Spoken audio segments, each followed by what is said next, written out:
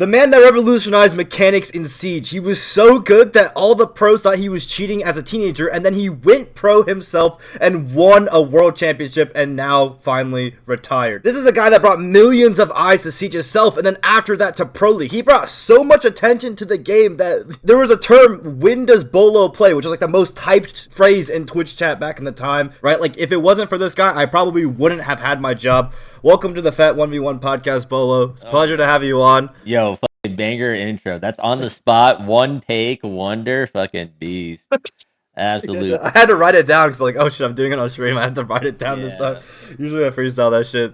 But yeah, man, this is the 1v1 podcast, or a podcast where I 1v1 people get fucking demolished, but, you know, we're chilling and just chatting up in the meantime. Have you won? You've won one of these, right? I won. No.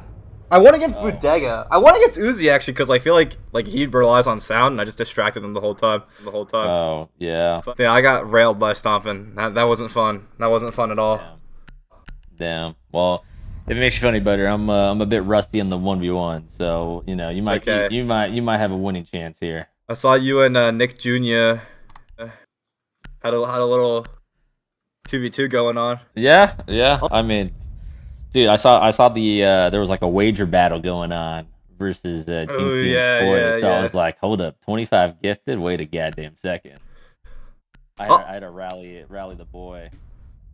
Also, just like you put this in the video, I do one like slightly bad request that I need from you is like I do need to turn down your game volume like a little bit lower, or not even like a decent bit lower, because I think YouTube comments have been complaining about game sound being too loud. Okay.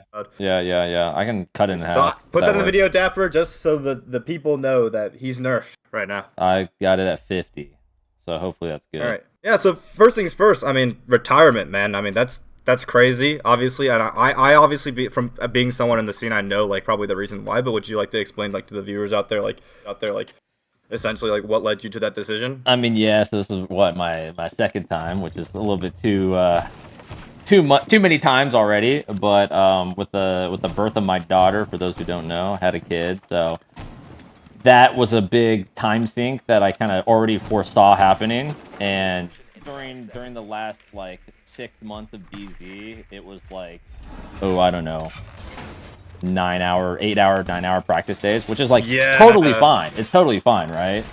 But the fact that I'm also a content creator and now a soon to be dad is just like way too much. It was just way too much. Yeah.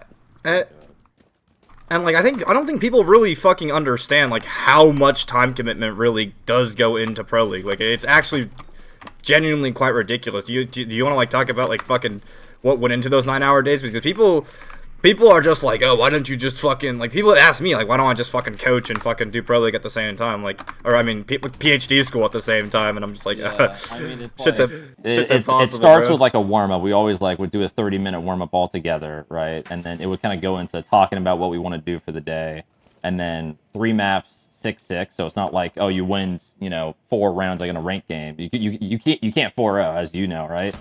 You can't 4-0, so it's going all 12 rounds, every single map, 3 times in the first block, and then you take like an hour break, and then you go straight into another 3 maps, and usually we would finish at like 10 p.m. or something.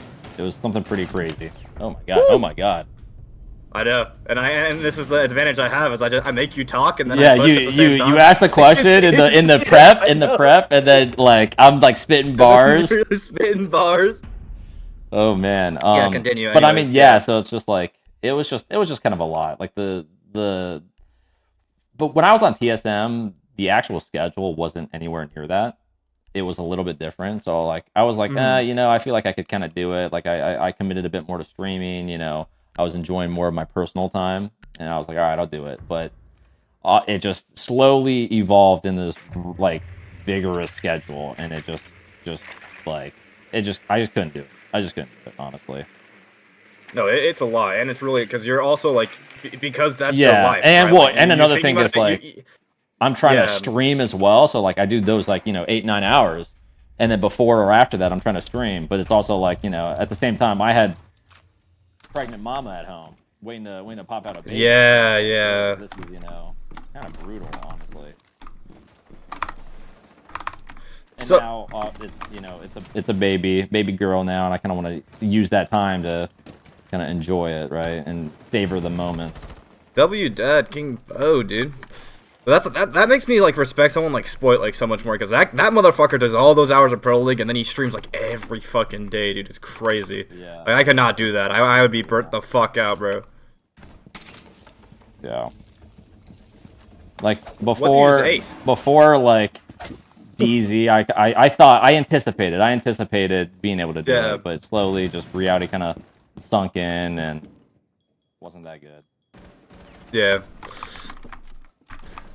No, same with me. Like, and especially like not. I feel like. Do you also feel like when you're not able to give something your like, even if you could still play pro, do you feel like if you weren't able to give something your absolute all, you kind of feel like really shitty doing it? Oh yeah, I mean it sucks, but did that get you with the audio right there, or are you just spitting bars? God, oh my god, oh my. Yeah.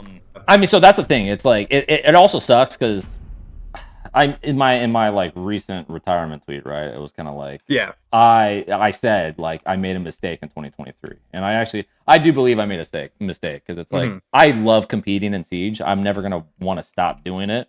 Obviously, I stopped, but it was more of like I needed to make that decision for the the best for my family at this point, right? Look, literally my family. Yeah. But I think I made a very bad judgment call and just like wanted to go the content creator route. Then I kind of knew TSM was like on the down, and so I was like, maybe this is a good time. We won SI. That era of TSM was no longer, even before like we were still TSM. That OG TSM era, it like fizzled out. Yeah. So like I just thought like maybe I'm not gonna really find anything like this again, most likely. I just hung it up, but looking back at it, especially with the DZ boys, like I did find something that kind of, gave me a little hint of what it was, and by then it was like too late because. Yeah, it was like you were on a fucking ticking clock, bro. Yeah. Yeah. And it's like, in a sense, it's like you could kind of say like I don't know, wasted my youth, but it was only a year, and I like that's another thing that sucks about it is like I know I still got it, I could still like smoke dudes in pro league. And it's like having to put it aside is the gut-wrenching part. When you say like got it in terms of like old TSM, what do you mean? Like, do you mean like vibes, fun, or like everything potential? Like, everything. Success, like potential for success, vibes. Know, like almost like a family, right? No. Oh my god! Oh my god! That was a bold move. That was a bold move. I should have made it sprintable. Oh my god. Fuck. It's all good. I'm so locked out because this is such like a good conversation. Yeah. You're such a good conversator. Yo, thank you, dude. Thank you. I was just thinking about giving you one-liners and just fucking clutching up. Just clutching. Dude, that's what Stoppin was doing to me. He was like, hold on. He would like shit on me and be like, hold on, what was the question? Like, he was fully dialed in. But yeah, man, I watched your video, like the end of your video, that last vlog with DZ, and for those of you who haven't watched it, I really recommend watching it because, like, I think most people missed that, like the ending, which was like very fucking emotional. Yeah, I mean, honestly, the whole vlog was basically for that ending. Like, yeah, to be fair, just I had to get the hour up for the YouTube. Get the AVD, absolutely. Yep. Oh my god. But that's so. It kind of seemed like outside of like the family thing, like you still had like gas in the tank. Yeah. Like it kind of seemed like. Oh my god, you are here. Get away from me. I think that just is what sucks about it. Yeah, and I like to call it the competitor's curse. Yeah. I like to call it the competitor's curse. Like I feel like.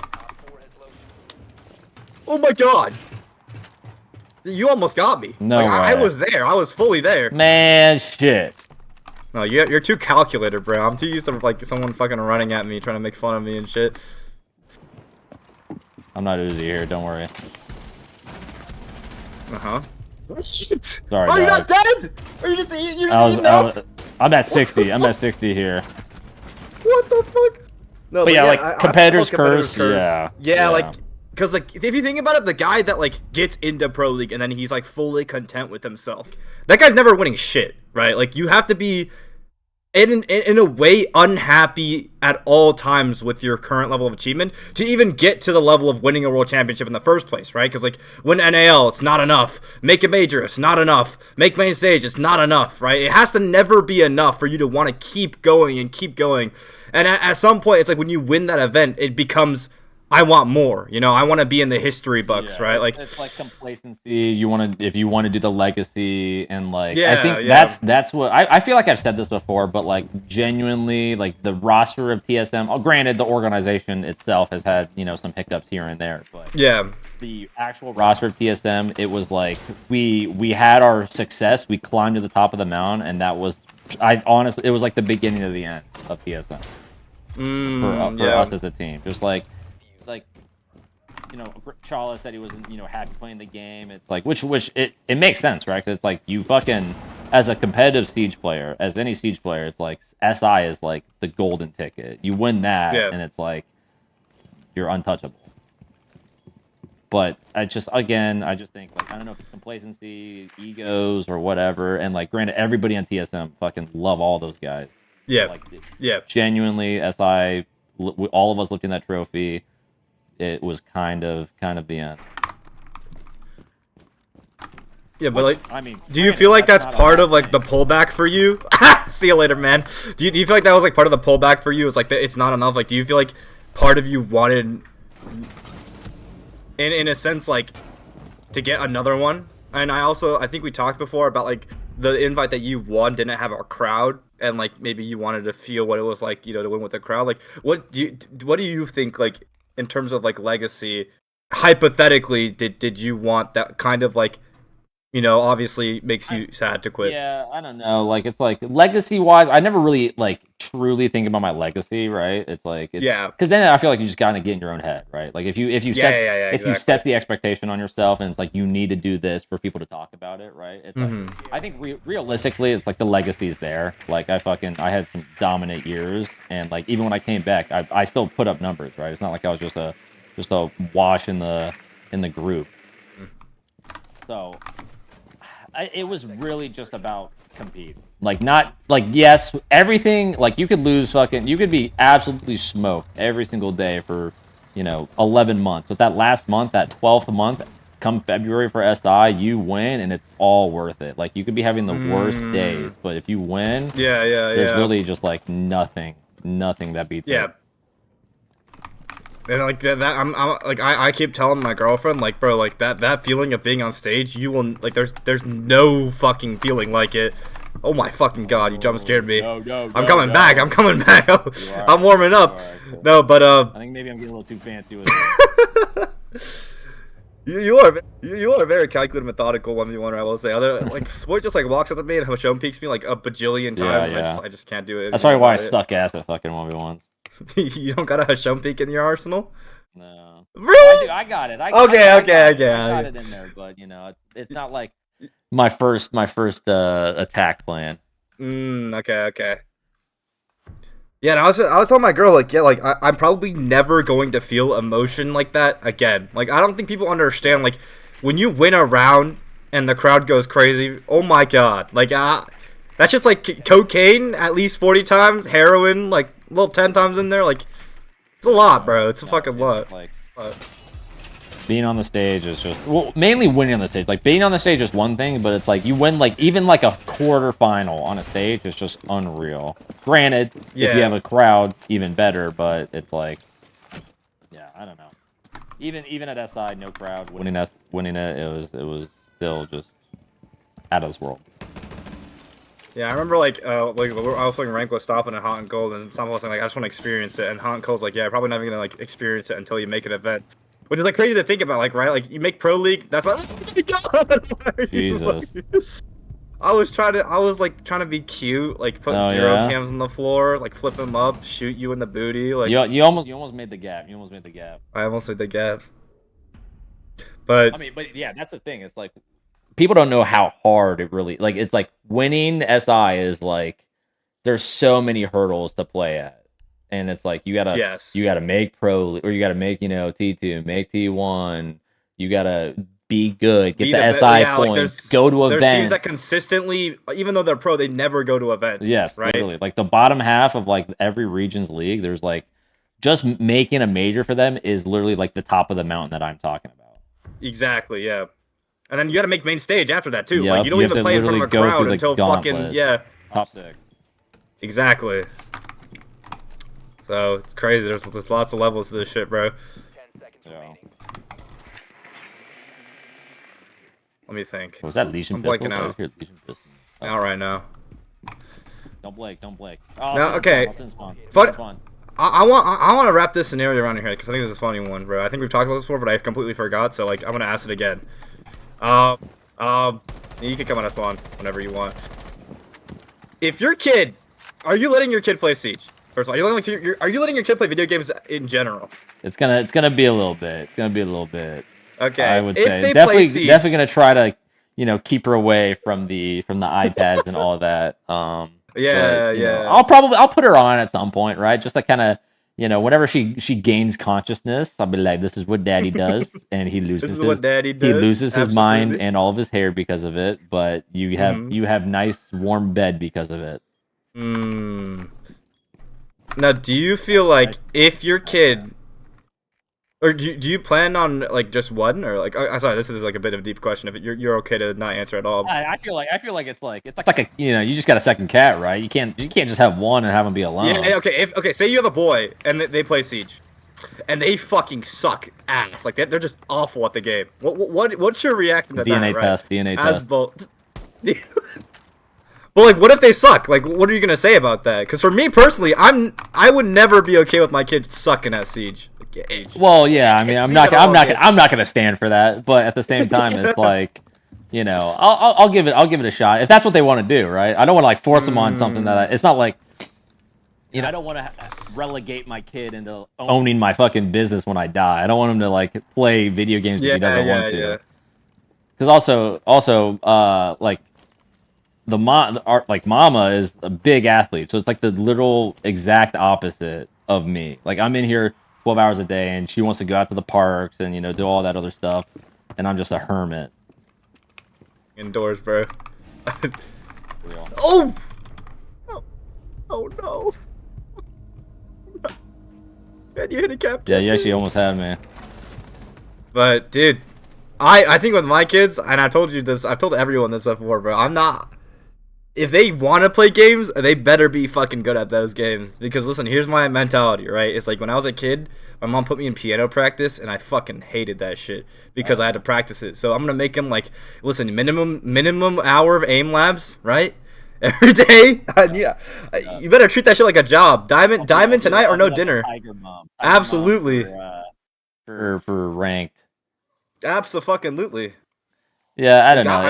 It's like a different. I have like a different outlook on it because it's like when I was younger, I was just, you know, gremlining up playing ranked while I was like 13, 14, and then, you know, granted, my parents probably at the time they were like, man, this guy's fucking addicted, but like it turned out all right, but that's like a huge risk as like a parent. It's like, okay, you know, your kid's playing ranked for 11 hours a day. He's got shit to do. Is he gonna turn into some crazy pro gamer, win SI, right? Or is he just gonna be kind of like a degenerate? I do think my fucking. I also want to. I think this has been documented, but just like for like context, if anyone's not seen any of the videos that are out there, like what was your parents' like fucking reaction to everything that was going on? Like how early were they okay with the idea? Like after YouTube blew up or after pro? It was definitely YouTube because it's like when I was, I don't know, sophomore of high school, like I was actually like making money, right? Like I was making money through YouTube and all that stuff, and it was like it was nice to kind of show them that it's legit, like actually like a thing. And so it was a pretty easy transition into going to pro league, like just because it's like they've already been kind of, they've seen the positives of that world. They've seen all the positives. Because I think a lot of it's a very common. I feel like experience to have to like actually have a big negative reaction to your parents having. So I'm very glad that you. Who are you? Did you grow up in Hawaii? Am I wrong for saying that? No. Wait, where the fuck did you grow up?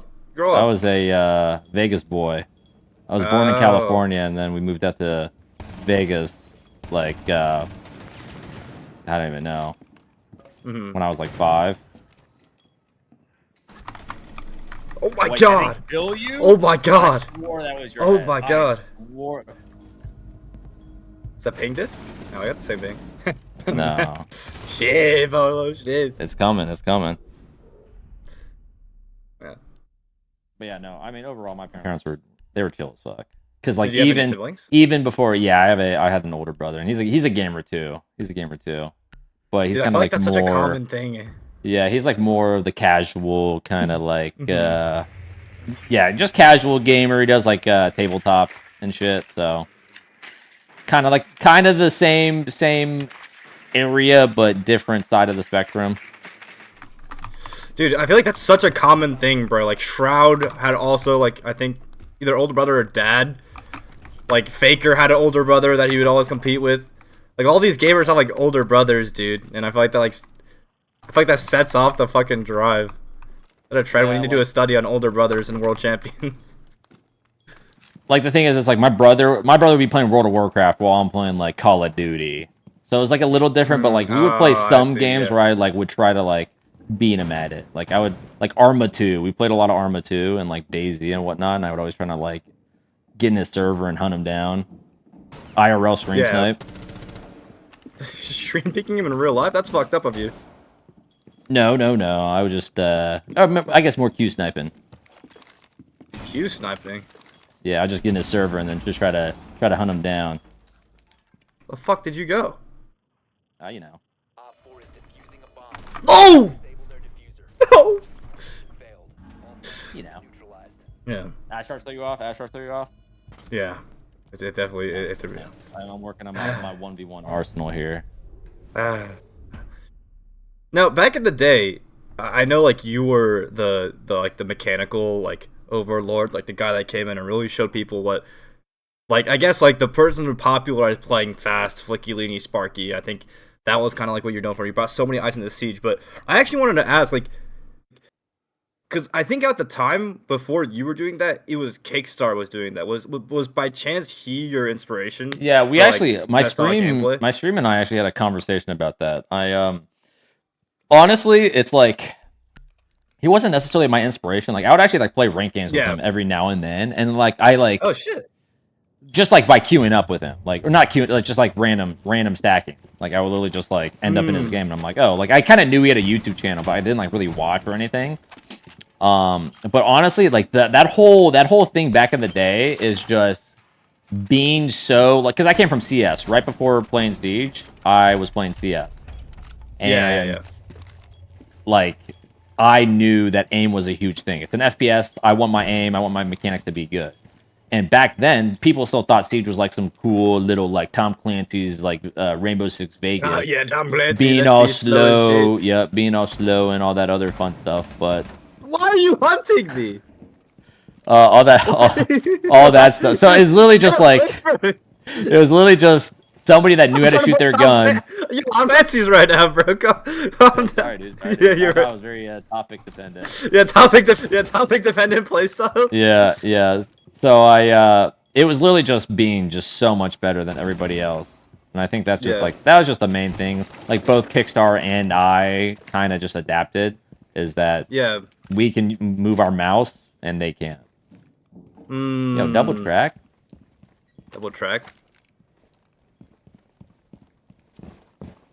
Yeah, I got composure, Bo. I got composure. I don't unstick a plank because I hear you. I hear you too. A word?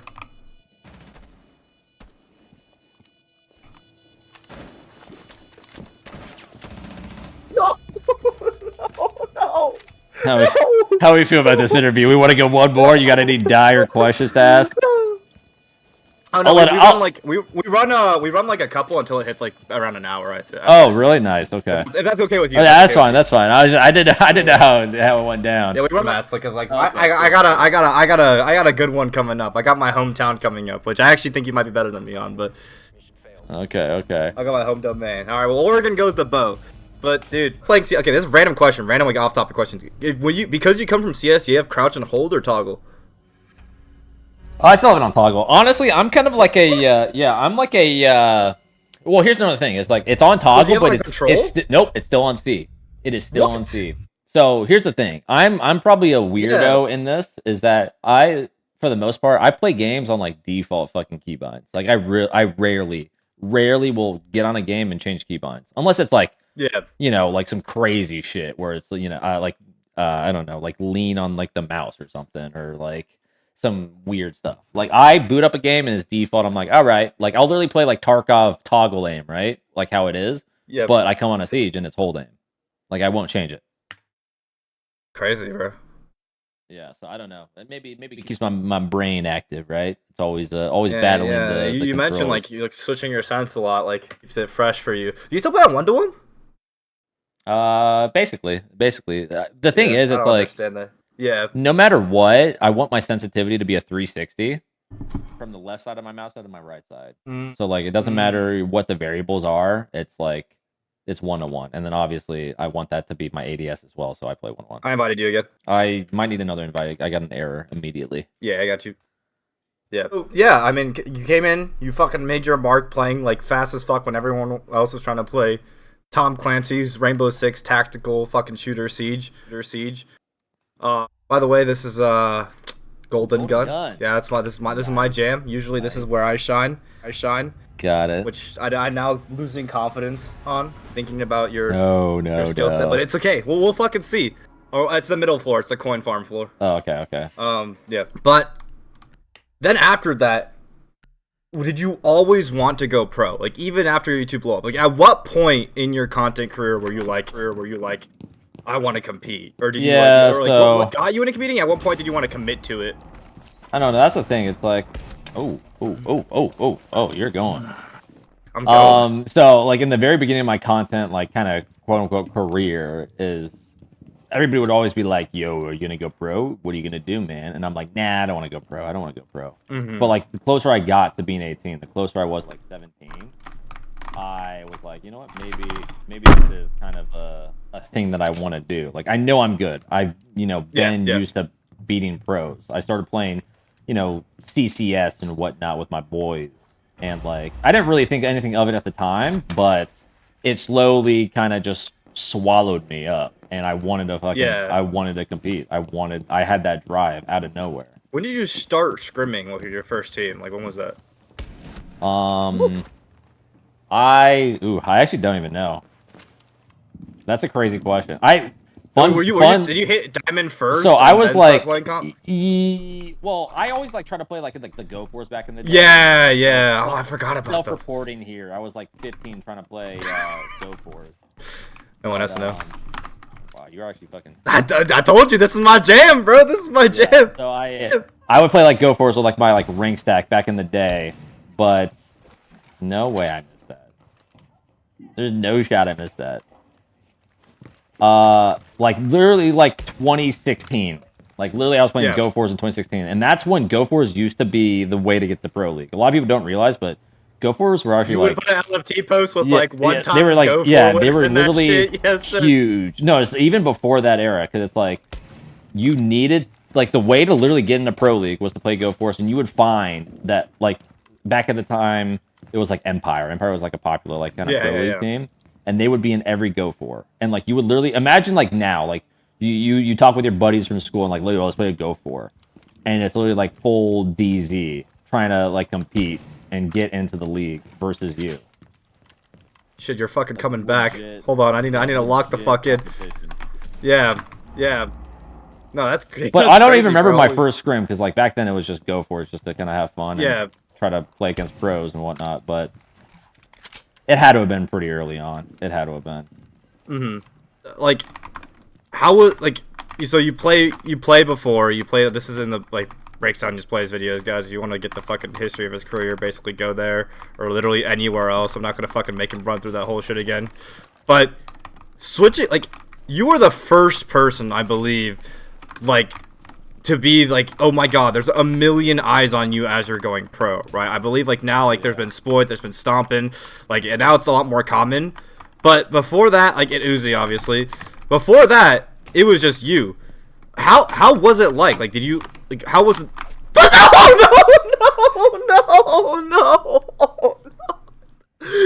But what was it like experiencing the pressure? Because I know, like, obviously, you know, in your own head, you try to tune it out as much as you can, but you were pretty young at the time. Like, you freshly turned 18. Like, do you think at the end of the day there was, like, a subconscious pressure on you? And if so, like, how did you deal with it?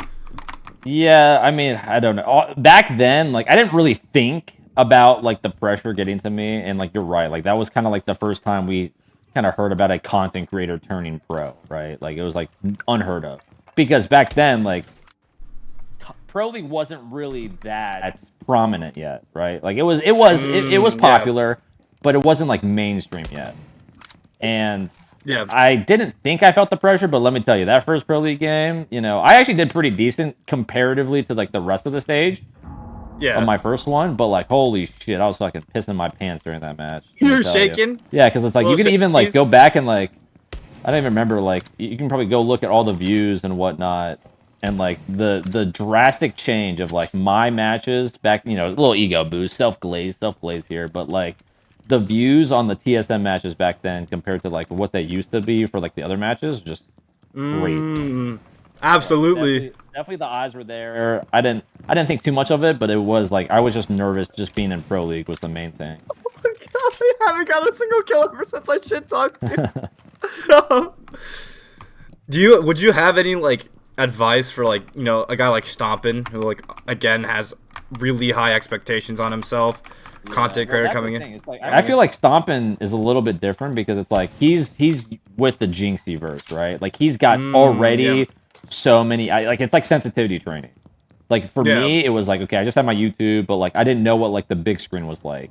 Whereas Stompin', he's gonna have, you know, him in a fucking roller Saturday is gonna have more viewers than, like, an average Pro League game. So I think it's already a good recipe. Like, he's already doing good in, like, CL and whatnot because he's already got Jinxie co-streaming his games. But I honestly think he's got a winning recipe. He just gotta keep at it. Yeah, and I think, like, coming from, like, your perspective as, like, someone who's, like, also came up in the scene and was touted for their mechanics and, like, went into Pro League and all this shit. What do you think is, like, the important traits of becoming pro? Because I remember, like, I always get annoyed when people are like, oh, is this guy gonna go pro? His aim is so good. And I'm like, I'm telling you right now, like, aim is great and all, but, like, your drive is really, like, the limiting factor of how far you go. Yeah. Like, what do you think? It's crazy mental in this game. So there's so many, but I think the main thing is just, like, being open to criticism. It's like knowing that you're going into a space where, like, people, like, you might think are worse than you, but they know the game that is Pro League better, and, like, you just got to be ready to learn, because you could be crazy, but, like, if you got an ego, you got, like, a bad head on your shoulders, you can't really deal with, like, pressure well, you're gonna fucking fail. That's tough. Do you feel like you, like, experienced some of that yourself, like, when you first got on the roster, or are you speaking on, like, other people, like, you saw that happen to them? Well, it's like, I mean, I guess, like, on TSM back in the day, like, my mentors were Poge, Achieved, and Biologic. Yeah. Oh, that boy Bio. Like, yeah, granted, I might, you know, Bio's not he's not the greatest player in the world. Never was. But absolutely not. He kind of knew how to compete. He knew how to compete. Yeah. I think he had like a background in sports and whatnot. You know, was that another knife attempt? Let's slow down, buddy. Let's slow it down. That's the fun of Golden Game, man. Let's slow it down. Fuck, man, I fell off this game. I got complacent, bro. That's the complacency we were talking about earlier. No, man. it's deep conversation. Deep conversation. Where you at? No. But yeah, I think that's the main thing. It's like I knew like mechanically and whatnot, I'm like better, and like granted, I didn't really think too much about game sense, but I was there to learn. Yeah. And let me tell you, I was learning. I was learning. But so I mean, I think the main thing is like my TSM success was like mainly from achieved and poach, and then gotcha later in the picture. But by then I was kind of like already like slowly kind of shining, like getting like a little bit of a development. But those were the two. Yeah. Invite you to another lobby. In terms of like, because I remember like I think like one of the biggest things that happens when like, you know, a prodigy gets a tryout or like a mechanical nasty kid gets a tryout is if they're just like, what happens is they're so used to being glazed for their aim and like, you know, put on different teams. They'll get fucking embarrassed, right? They'll literally go into a pro league tryout versus like a pro, because that's another thing. Is like if you're trying for a pro team, you want to have another pro team to scrim against, like as like the team that's trying them out, and like you want to really know like where they're at competitively, because like they can have cool ass fucking montages and shit, but like if their comms are ass, if their game awareness is ass, then it's like you just won't fit. Because it's like that is a huge thing to teach. It's just the overall ball knowledge. Yeah, and I wanted to like ask about like, I actually don't know, like I guess we just go any side on this, but like what I usually see is like they're silent, right? Like unless I've coached them before or I know someone like really like taught them how to calm, like all these mechanically nasty aimers are silent. I know Stoppin's vocal, but I think he was a little bit uncomfortable in the pro tryouts, and I got word of mouth from some people that he was a bit quiet. Did you come into this game like very vocal naturally yourself, or did you also start off like the quiet type? Well, that's the thing. It's like I started playing this game when I was like 13, right? Yeah. I was like 13 about it, or I was probably 14. I think I was playing it right into like my freshman year of high school or something. Mm-hmm. I can't exactly remember the timeline, but I was 13 or 14, and I was definitely silent from, the very beginning to probably like around 15, 16. And then I think honestly what helped me was like being a content creator and just like being already kind of like not necessarily like a voice in the community, but like somebody that isn't like afraid to be heard. And then I kind of made that inner decision of like, okay, I want to pursue competitive. I want to play pro league. I want to do all that. And I knew that like you got to be semi well rounded, right? Like you have to have traits of everything. And so I think in my tryout, like I remember like in my tryout with the accelerated gaming roster. Accelerated gaming that became TSM, Yep. They one of the things that they said was like your comms were actually like pretty fucking good. Like which is, they probably weren't expecting that necessarily. But yeah, my comms were good. I dropped kills, I did my role. And back then, it was like, whenever I told people, like, yeah, that was my only Pro League tryout. Like, literally my only Pro League tryout when I was coming of 18. People were fucking, like, astonished. Granted, it's like the PR's opinion, right? Where it's like, oh, no way Beaulo's only got one Pro League tryout. Yeah. Definitely, like, unknowns, yeah. Yeah, it definitely worked out. And I think that was the main thing. It's like, I think they were like, especially probably Achieved. Achieved was probably like, oh, he's just some fucking gunner, doesn't, know how to fucking play, do all this. And then the tryout came, and they're like, one of the good takeaways was my comms. So that's probably one of the huge things that you need to have. And like, granted, like that's, whenever I've tried out, like as like an actual Pro League player, a new fifth or whoever, that's like a huge thing. Like if you have bad comms, you're fucking, you can be like killing people and whatnot, but like you got bad comms, I don't know, man. How important would you say comms are, like, compared to everything else? Like, well, I would say it's huge, because it's like, you could drop 15 kills. Like, we've seen people drop, like, 20 kills and lose a goddamn series, right? Yeah. And it's like, if you drop 15 kills, like, every map, you can still not calm and, like, kind of fuck over the team.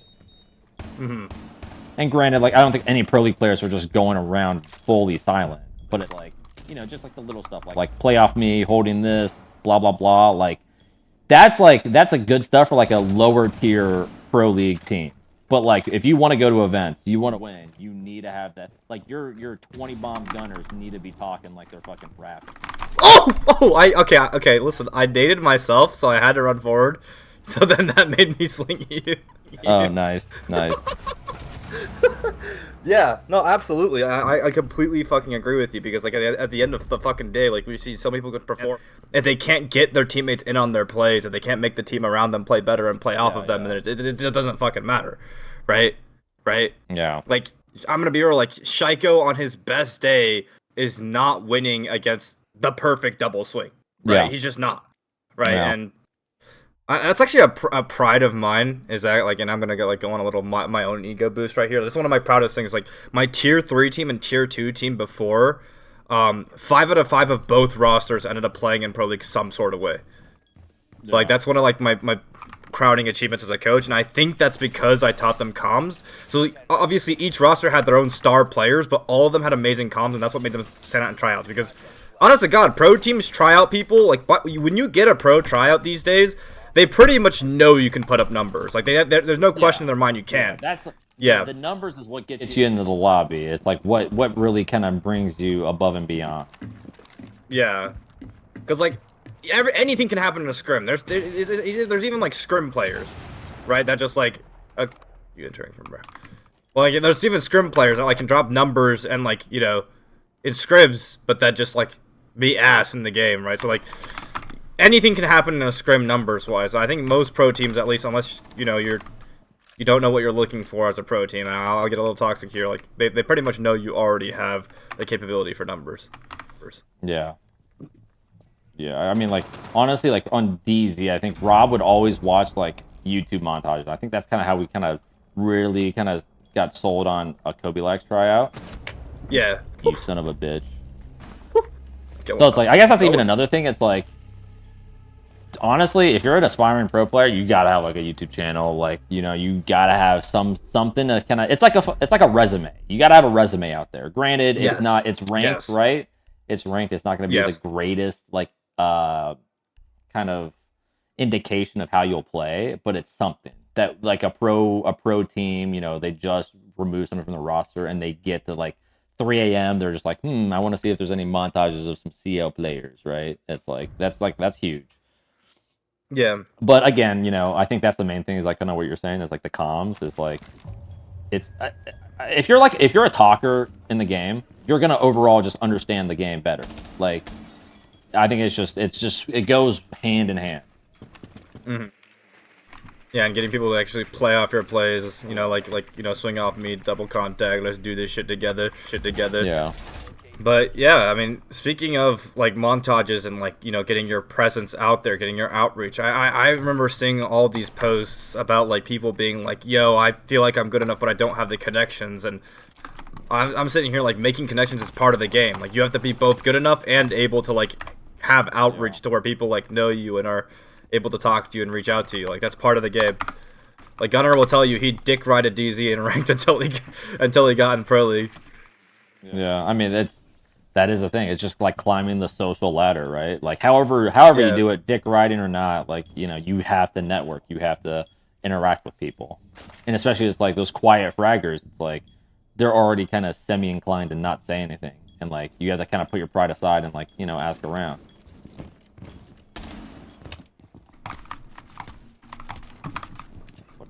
What the hell? You ain't never seen a play like this before.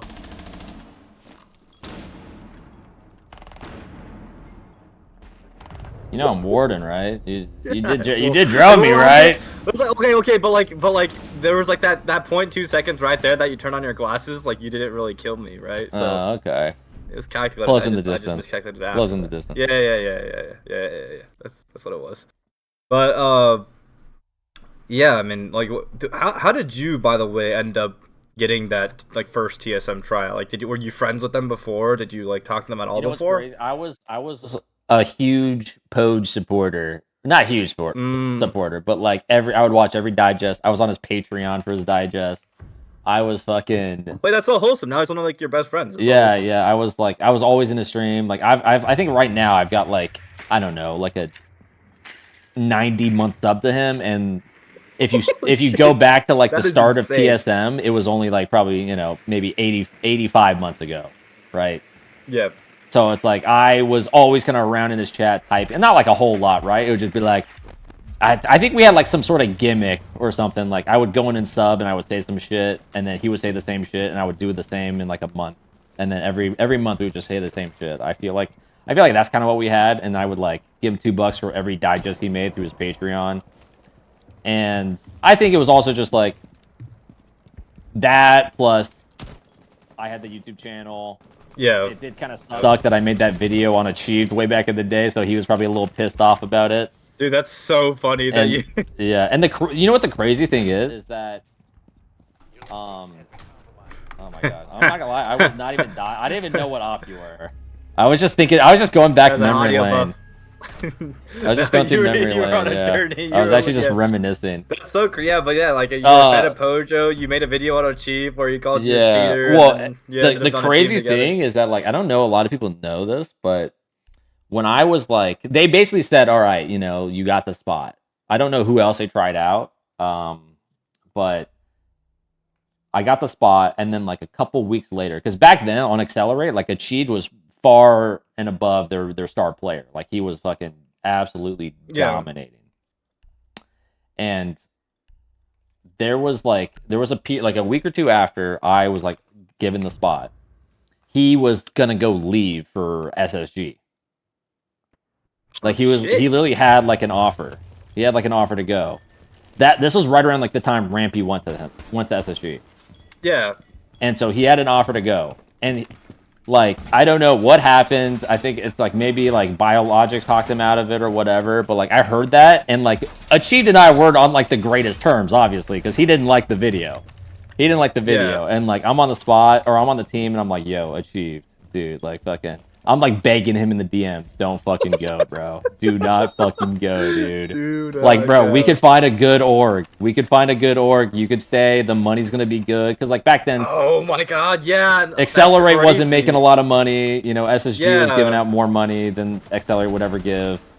And I was like, dude, don't fucking go. This could be a team. We'll get a good org. You know, just stick it out. And like, I remember him saying, like, he replied. And he was like, nah, man, I'm gonna do it, blah, blah, blah. And I was like, fuck, dude. Fuck. And then, like, another, like, couple days went by. We were rolling up for scrims, and he just showed up, like, fucking the second coming of Christ.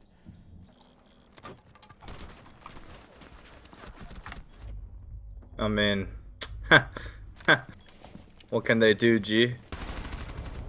That's what they can do, G. Yeah, you might be able to do that to the content creators, not no pro league player.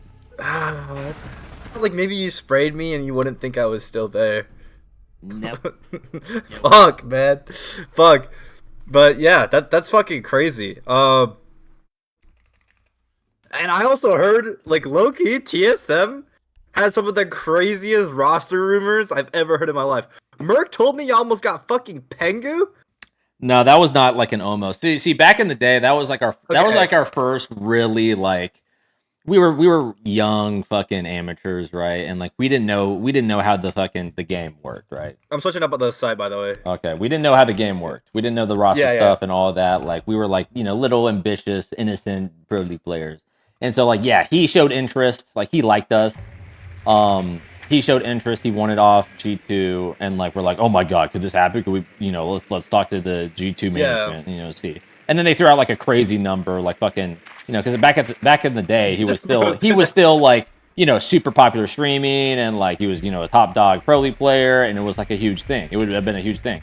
And they're like, yeah, $1 million or something. It was like $700K to $1 million. And we're like, okay, that's not fucking happening. But then again, back then, it's like that's what like orgs do. Like, if they don't want to give away a player, like they're still like they still give you a number. They're like, all right, fine. You can have him for $1 million. It's like, okay, well, that's unrealistic. So it's basically just like a very polite, contractually way to say fuck you.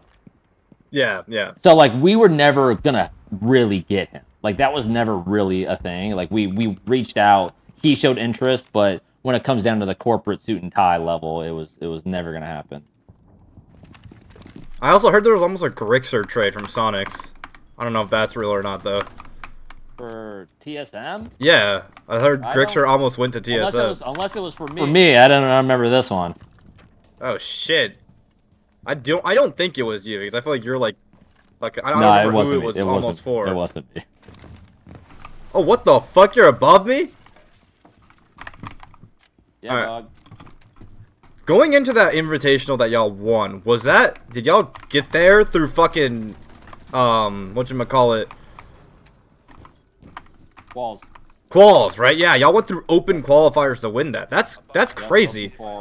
And I think crazy is like our badge, like our little badge of that event. We don't even have a fucking logo on it. Like everybody has like their SSG's got their logo, NIP's got their logo on it. We got in literally the last slot through quals, and so they were just like, all right, fuck it, throw an NAL logo on there. And that was that's how completely late open we quals were. too, right? That's like everyone can play those. The last chance qualifiers, the last spot, you made it through that. You battled through the whole fucking gauntlet. Yeah. Wait, was it open or was it closed? I can't actually remember, but it was still a situation we didn't want to really be in. Let's just leave it at that. Yeah. Crazy. And then you won. I mean, you topped it all. And then that's just the quals. Quals is a fucking buff. Like nobody wants to be in the position to be in quals, but it's like you get a buff. You legit get a buff. And like people would be like, "Oh, you're playing so early." Like cuz we literally qualified and like 5 days later we flew out. Yeah. Bro, it's like high quality scripts.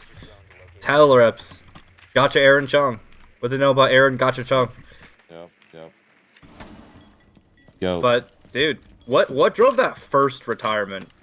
Like after I mean, that world championship? That was the thing. It's just like TSM it just didn't really feel like the TSM that I knew, right? Like the roster was kind of falling apart. Chala wasn't there, Geo wasn't there. It was like we had Snake and Gasher, right? And just like I don't know, it's like you look around and like you see like what was and what is, and it was just like, man, is it worth? When I have content, that's the thing. It's like being a content creator while being a pro player, you're always being tested.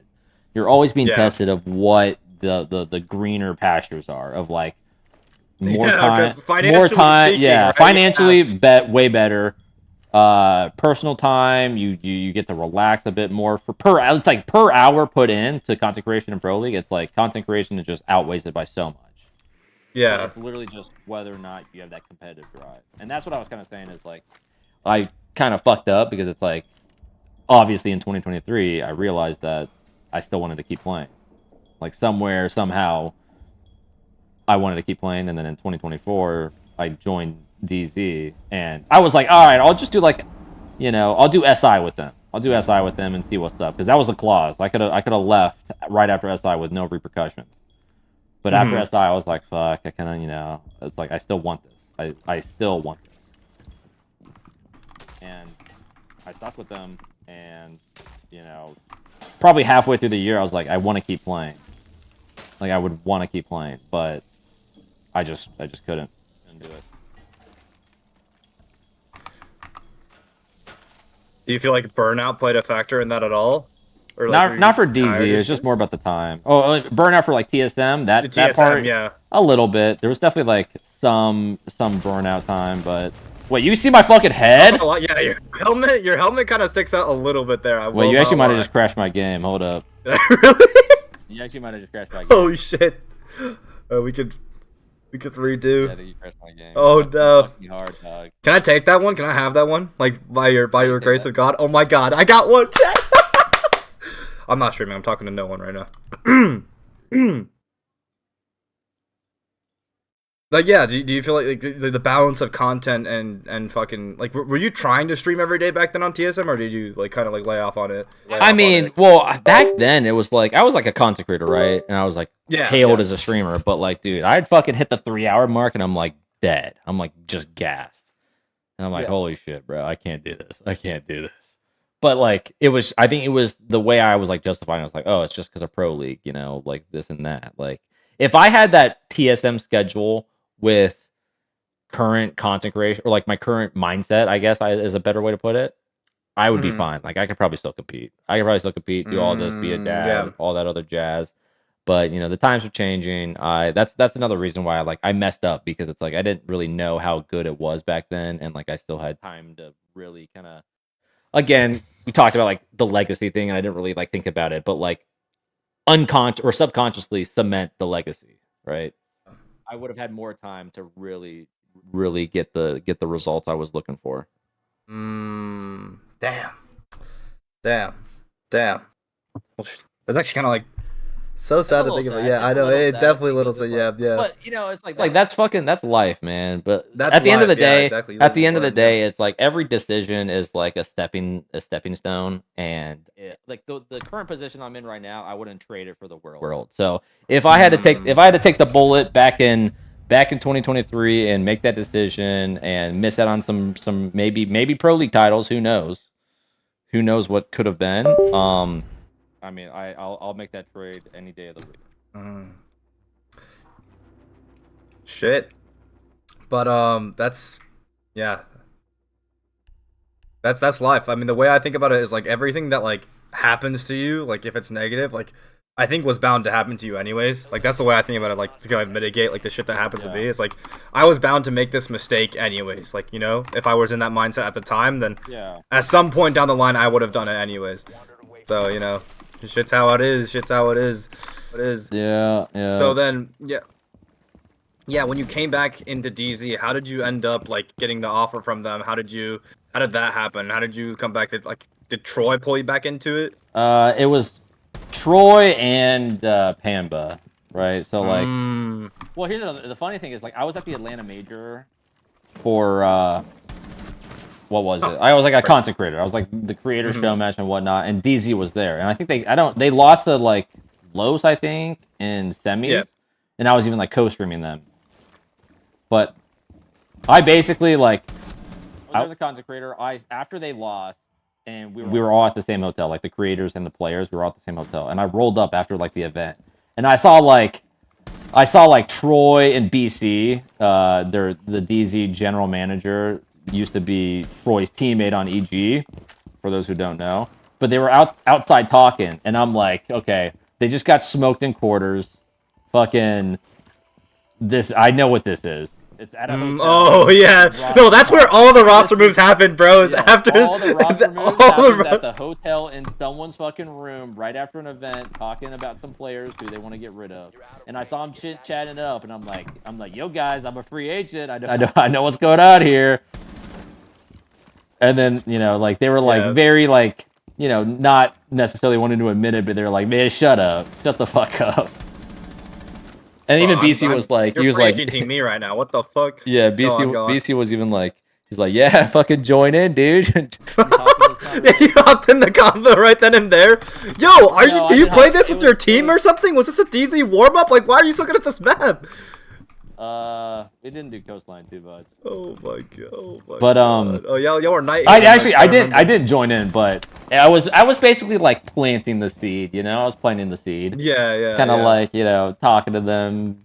I'm not necessarily. I'm comfortable enough to joke about it. Am I comfortable enough to sign some contracts? And then after that, it was like they made a roster change. It was what Gavin Rice. Yeah, Jason for Jason. Yeah, yep. And well, I mean, you took Evan's like role, but I always like to say Jason or Jason. Yeah, so that's what happened, and then, well, I think, yeah. So basically, that happened, and Rob messaged me. He was like, "Yo, two hammers," because it was only for SI. They were only like asking for SI. Yeah. He's like 2 hammers, and I'm like, ah, shit. And then Troy was like wanting to kind of talk. And I was like, all right, I'll humor this. I'll humor this and see what's up. And then, yeah, so you were signed just for SI first run of the event, right? At the beginning, just for SI, and then what made you because you signed an extension after that, right? What made that happen? I mean, I played SI, and I just wanted to keep playing. I got that drive back. Just before SI, I wanted to play and whatnot, but I didn't really know how bad I wanted it until I went back to SI. And bro, playing at that Brazil event with that crowd, it's like that you would be fucking insane to not want to compete again. You would be genuinely insane. Your head. No, that event was the craziest event, ICT's event I think ever. Just straight up. What? Okay, you don't have to use all those bullets, man. Sorry, dude. You didn't need the whole bag. What the fuck, man? Yeah, you like that? You no. Like that? Pussy ass kid, you like that? Dude, speaking of fucking... I'm lost, but I'm gonna switch the subject to something fucking funny. So there's a weird coincidence going on, okay? Of what happened in your career. So Gasher joins TSM, and then you retire. And now Gasher has come back to the he retires after that. Yep. He's come back to the comp scene. And now that's when you retire again. Can you confidently say he's the one? Fucking retirement. What can I say? Gasher, you heard it here. It's official. Bolo himself said Gasher's The fucking retired. harbinger of destruction. The worst person in Siege history. Gasher Rainbow Six. What a piece of shit. Oh my god, you hopped out big window and went service. That was a DZ warm-up classic.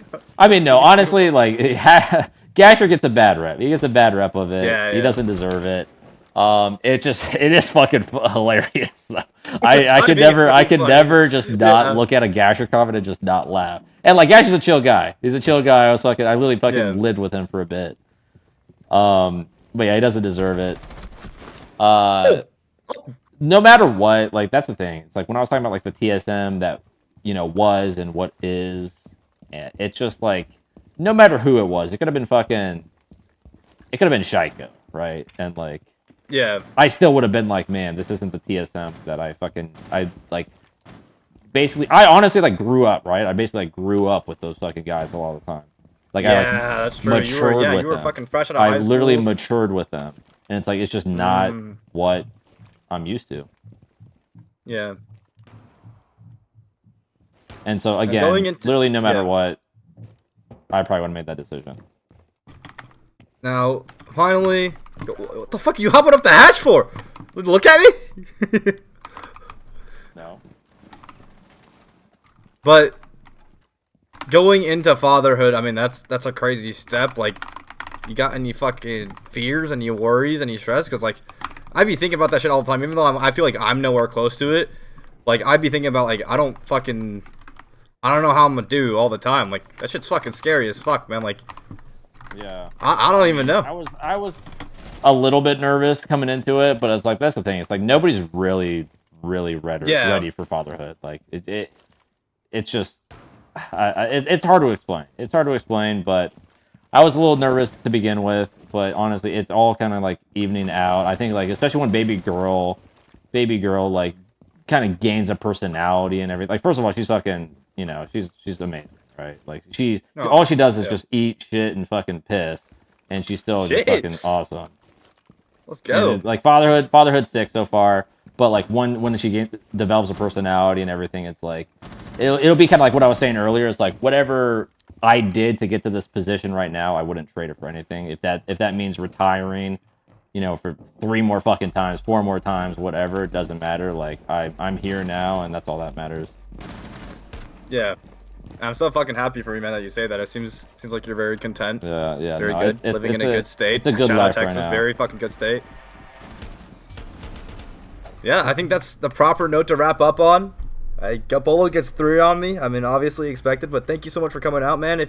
If you want to say anything, if you want to plug anything to the world, let anyone know, whoever comes in to watch this video, just say anything to them. Now's a good time to do it. Good time to do it. Yeah, I don't even know what to say, honestly. It's just kind of like, it's been a wild ride. I mean, it's not near from over. Who the fuck knows what my future has in store, right? Like I left my quote unquote retirement post very open ended. I think that was like kind of like a compromise that my brain made with my heart, right? It's like my heart. Listen, my heart doesn't want to stop, but like my brain is telling me to stop. Like I don't want it to be the end, but I'm like accepting that it's the end. Like I am, but like it's like it's still open ended, but I probably won't be back.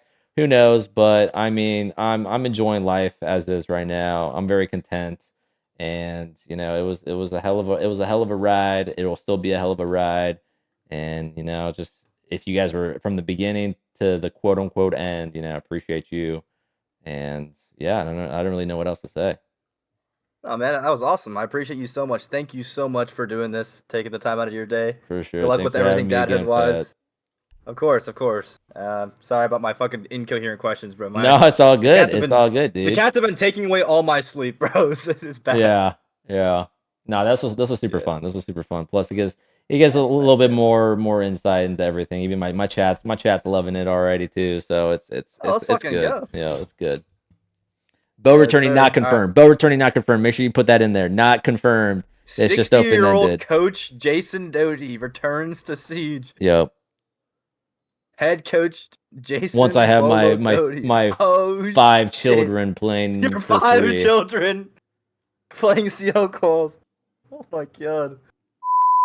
The man that revolutionized mechanics in Siege. He was so good that all the pros thought he was cheating as a teenager, and then he went pro himself and won a world championship and now finally retired. This is a guy that brought millions of eyes to Siege itself, and then after that to Pro League. He brought so much attention to the game that there was a term, when does Bolo play, which was like the most typed phrase in Twitch chat back in the time. There was even a fucking website for that, right? Like, if it wasn't for this guy, I probably wouldn't have had my job. Welcome to the Fett 1v1 podcast, All Bolo. right, It's a pleasure to have slow you down. on. Yo, fucking banger intro. That's on the spot. One take wonder. Fucking beast.